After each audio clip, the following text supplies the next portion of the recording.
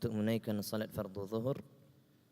Kemudian insya-Allah sekarang ini kita akan teruskan dengan perkongsian hadis daripada Al-Arba'un Al-Wildaniyah. Dan sekarang ini saya akan membacakan serta mengungsikan hadis nombor 31.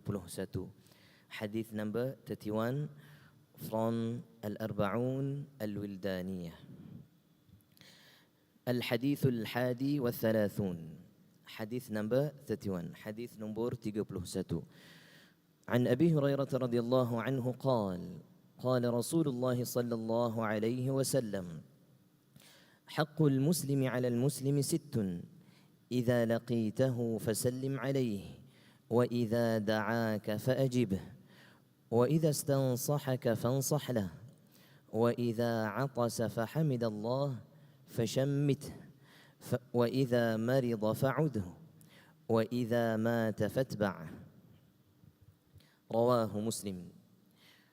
From Abu Hurairah radhiyallahu anhu who said, the Messenger of Allah sallallahu alayhi wa sallam said, Haqqul muslimi ala al-muslimi sittun. The rights of a Muslim upon another Muslim are 6. إذا لقيته فسلم عليه. When you meet him, yani when you meet your brother, greet him with peace. فسلم عليه. وإذا دعاك فأجبه. When he invites you to an invitation, accept his invitation. وَإِذَا اسْتَنْصَحَكَ فَانْصَحْ لَهُ. When he seeks your advice, advise him sincerely. وَإِذَا عَطَسَ فَحَمِدَ اللَّهِ فَشَمِّتْهُ. And when he sneezes and he says, Alhamdulillah, say to him, Yarhamukallah, yani Allah has mercy upon you.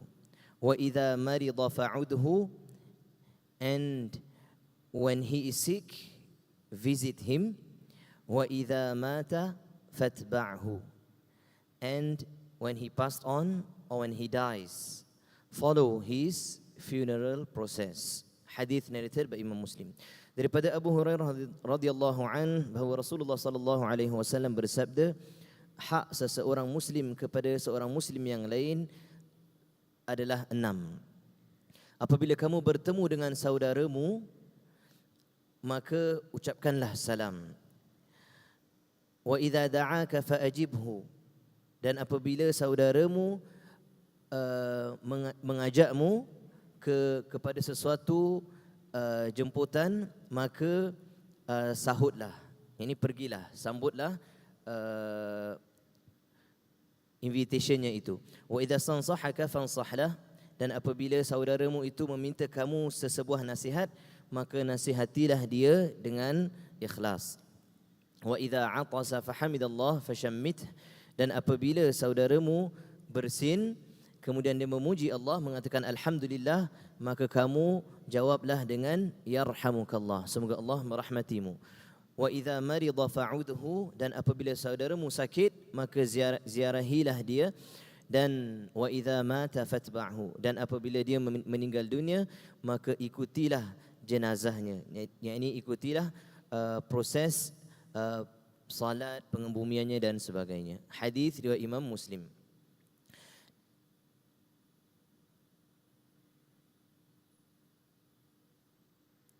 Dan syarahnya, الشرح للمسلم على المسلم حقوق كثيرة من أهمها هذه الحقوق الستة المذكورة في الحديث. A Muslim has many rights upon another Muslim, and the most important of which are these 6 rights mentioned in this hadith. Hak seseorang Muslim kepada Muslim yang lain adalah banyak. Dan antara yang paling penting disebutkan di dalam hadis yang baru dibacakan ini. Terdapat 6 hak seseorang Muslim kepada Muslim yang lain. Al-haqqul awwal as-salam. فإذا لقيت أخاك فسلم عليه وإذا سلم عليك فرد عليه السلام.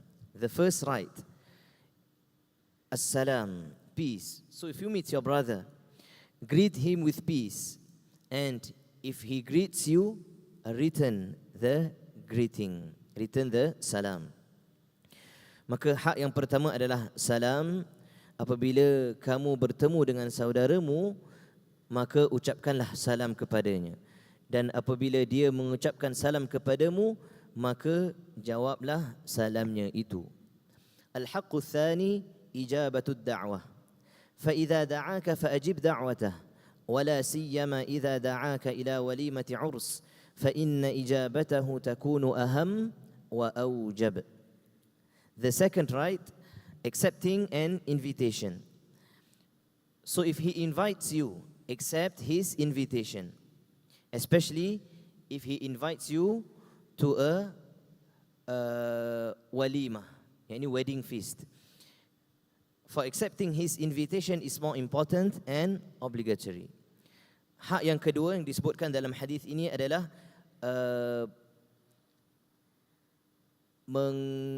ijabatul da'wah, menerima jemputan atau pergi kepada jemputan yang diundang itu. Dan apabila saudaramu mengajakmu kepada sesuatu undangan atau jemputan, maka pergilah. Terutama sekali apabila undangan itu berbentuk walimah. Ini majlis pernikahan atau majlis perkahwinan.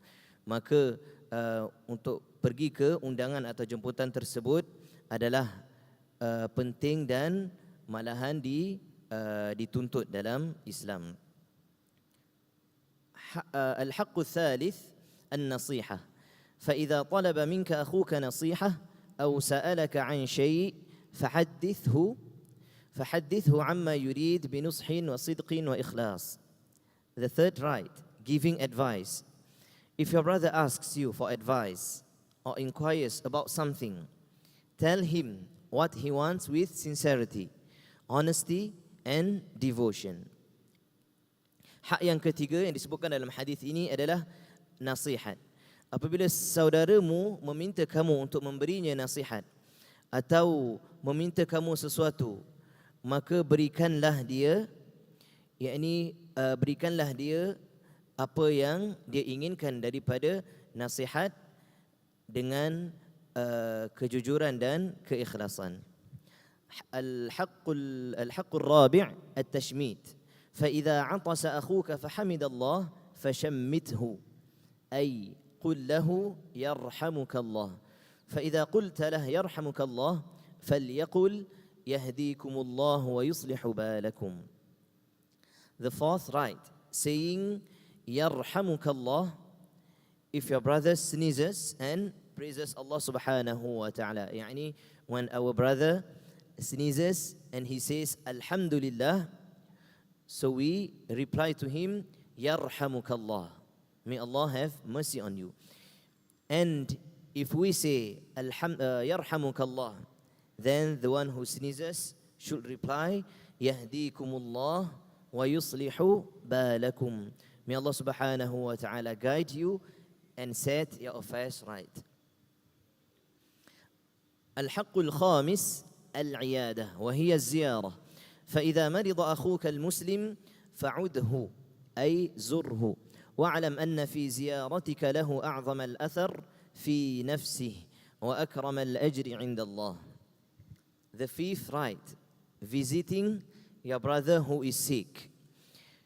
If a Muslim brother or if your brother falls ill, visit him. Know that your visit will have the great impact on him and the most generous reward from Allah subhanahu wa ta'ala. الحق السادس اتباع جنازته فإن حقوق المسلم على المسلم مستمرة حتى بعد موته فإذا مات فاتبع جنازته أي اذهب للصلاة عليه ثم اذهب إلى المقبرة لدفنه وفي هذا خير عظيم ففيه الدعاء الصالح للميت والثواب الكبير للحي. And the sixth right, attending his funeral. The rights of a Muslim over another Muslim continues even after death. So when your brother dies, attend his funeral. Attend the funeral process. That is, go to pray for him, yani the Salatul Janazah, then go to this maqbara for his burial. In fact, in these, there are a lot of goodness, for it includes a righteous supplication for the deceased and a great reward for the living from Allah subhanahu wa ta'ala. Okay, we continue with hadith number 32. الحديث الثاني والثلاثون عن أبي سعيد الخدري رضي الله عنه قال قال رسول الله صلى الله عليه وسلم أعطوا الطريق حقه قالوا وما حقه قال غض البصر وكف الأذى ورد السلام والأمر بالمعروف والنهي عن المنكر متفق عليه. From Abu Sa'id al-Khudri radiyallahu anhu, who said, the Messenger of Allah sallallahu alayhi wasallam said, give the road its due right. قالوا وما حقه. The companions asked the Messenger of Allah sallallahu alayhi wasallam, and what is its right? قال رسول الله صلى الله عليه وسلم غض البصر. The Messenger of Allah sallallahu alayhi wasallam replied, lowering the gaze. وَكَفُّ الْأَذَى, refraining from causing harm. Refraining from causing harm. وَكَفُّ الْأَذَى. وَرَدُّ السَّلَامِ, returning the salam.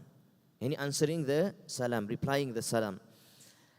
وَالْأَمْرُ بِالْمَعْرُوفِ وَالنَّهْيُ عَنِ الْمُنكَرِ, and enjoining what is right, and commanding what is right, and forbidding what is wrong.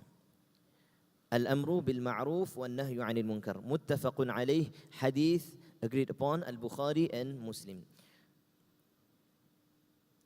Daripada Abu Sa'id Al-Khudri radhiyallahu anhu bahawa Rasulullah sallallahu alaihi wasallam bersabda, berikanlah hak kepada sesuatu jalan. Para sahabat bertanya Rasulullah sallallahu alaihi wasallam, dan apakah hak yang dimaksudkan oleh Rasulullah sallallahu alaihi wasallam di sini? Maka Nabi sallallahu alaihi wasallam, Rasulullah sallallahu alaihi wasallam menjawab, ghaddul basar, yakni tundukkan pandangan. Wa kafful adha, dan elakkan daripada menyebabkan bahaya. Okey, ataupun remove. Kalau kita nampak sesuatu yang bahaya, kita pindahkan. Okay, atau kalau boleh dibuang dan sebagainya. Waraddus salam, menjawab salam. Dan yang terakhir yang disebutkan dalam hadis ini, wal amru bil ma'ruf wan nahyu 'anil munkar muttafaqun alaih. Dan amar ma'ruf dan nahi munkar. Hadis yang disepakati oleh Al-Bukhari dan Muslim.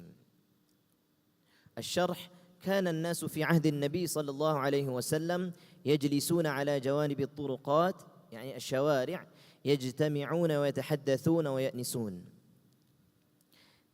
During the time of the Prophet sallallahu alaihi wasallam, people used to sit on the sides of the roads or streets, gathering, talking and socializing. فقال لهم النبي صلى الله عليه وسلم لا تجلسوا في الطرقات. فقالوا يا رسول الله ما لنا بد من مجالسنا أي إننا محتاجون لهذه المجالس. فقال صلى الله عليه وسلم إذن فأعطوا الطريق حقه. قالوا وما حق الطريق؟ فأخبرهم بهذه الحقوق الأربعة من حقوق الطريق. The Prophet صلى الله عليه وسلم said to the companions, do not sit on the roads. They replied, or they asked the Messenger of Allah صلى الله عليه وسلم, O Rasulullah, we have no choice but to sit in our gatherings along the roads or streets, meaning that they needed these gatherings. He sallallahu alaihi wasallam said to them, then give the road its due rights. They said, what is the right of the road, or what are the rights of the streets? So he sallallahu alaihi wasallam informed them of these 4 rights of the streets. الأول غض البصر فمن جلس في الطريق فرأى بيتا مفتوحا فلا ينظر إليه وكذلك من رأى امرأة في الطريق فليغض عنها بصره لقوله تعالى قل للمؤمنين يغضوا من أبصارهم. The first right, lowering the gaze. So whoever sits on the streets and sees a house, if it is opened, he should not look at it. Likewise, whoever sees a woman on the street should lower his gaze from her. Because Allah subhanahu wa ta'ala says in Surah An-Nur, قُلْ لِلْمُؤْمِنِينَ يَغُضُّوا مِنْ أَبْصَارِهِمْ. And say or tell the mu'minin to lower their gaze. Surah An-Nur, verse number 30. الثاني كف الأذى وذلك بألا يضيق الطريق ولا يلقي فيه ما يؤذي الناس من المهملات والقاذورات وغيرها. The second due right, refraining from causing harm. This means not obstructing the road and not throwing into it anything that harms people, such as trash and other things. الثالث رد السلام فإذا ألقى أحد السلام فعلى الجالسين أن يردوا السلام فالسلام سنة ورده واجب لقول الله تبارك وتعالى وإذا حييتم بتحية فحيوا بأحسن منها أو ردوها. The third one is returning the salam, returning the greeting of peace. فإذا ألقى أحد السلام, if someone greets you with a salam, with a greeting of peace, فعلى الجالسين أن يردوا السلام, so those who are sitting should return the greeting. فالسلام سنة ورده واجب. Giving the salam is sunnah, but returning or replying to the salam is wajib. فالسلام سنة ورده واجب لقول الله تبارك وتعالى, as Allah subhanahu wa ta'ala mentioned in Surah An-Nisa, verse number 86, verse number 86, وَإِذَا حُيِّيتُمْ بِتَحِيَّةٍ فَحَيُّوا بِأَحْسَنَ مِنْهَا أَوْ رُدُّوهَا. And when you are greeted with a greeting, respond with something that is better, or at least return the same. Surah An-Nisa, verse number 86. الرابع الأمر بالمعروف والنهي عن المنكر فقد مدح الله المؤمنين بأنهم يأمرون بالمعروف وينهون عن المنكر. Number 4, commanding what is good and forbidding what is wrong. For Allah subhanahu wa ta'ala has praised the mu'mineen for commanding good and forbidding what is wrong. Allah subhanahu wa ta'ala said, بعد أعوذ بالله من الشيطان الرجيم والمؤمنون والمؤمنات بعضهم أولياء بعض يأمرون بالمعروف وينهون عن المنكر ويقيمون الصلاة ويؤتون الزكاة ويطيعون الله ورسوله أولئك سيرحمهم الله إن الله عزيز حكيم. Allah subhanahu wa ta'ala says in Surah At-Tawbah, verse number 71, the mu'minin and mu'minat, the believing men and believing women are allies or parts of one another. They command what is right and forbid what is wrong, and establish prayer and give the zakah and obey Allah subhanahu wa ta'ala and His messenger. It is they whom Allah subhanahu wa ta'ala will have mercy. Indeed, Allah subhanahu wa ta'ala is almighty and all-wise. Surah At-Tawbah, verse number 71. Baik, kita berhenti di sini. We stop here. InsyaAllah after Asr we'll continue with hadith number 33 and hadith number 34. I end with tasbih al-kafara. Subhanakallahumma wa bihamdik. Ashhadu an la ilaha illa anta astaghfiruka wa atubu ilaik. Wa sallillahumma wa sallim ala nabiyyina Muhammad wa ala alihi wa sahbihi ajma'in. Walhamdulillahi rabbil alamin.